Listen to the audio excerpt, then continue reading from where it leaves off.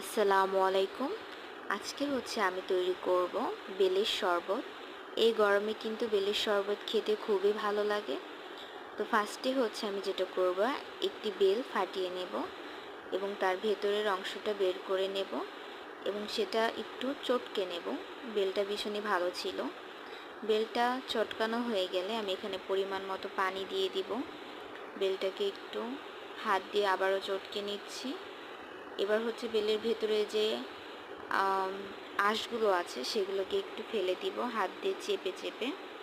এরপর একটা ছাকনা দিয়ে সম্পূর্ণ বেলটা ছেঁকে নিব এবং এই বেলটা আমি একটা জারের ভেতরে দিয়ে দিব এবং এই জারের ভেতরে পর্যাপ্ত পানি এবং চিনি দিয়ে দিব। চিনিটা স্বাদ অনুযায়ী দিতে হবে, যে যেমন মিষ্টি পছন্দ করে। এরপর আমি এটাকে একটু মিক্সড করে নিব এবং তৈরি হয়ে গেল আমার মজার বেলের শরবত। এই গরমে বেলের শরবত খেতে কিন্তু ভীষণই মজা লাগে। আল্লাহ হাফেজ।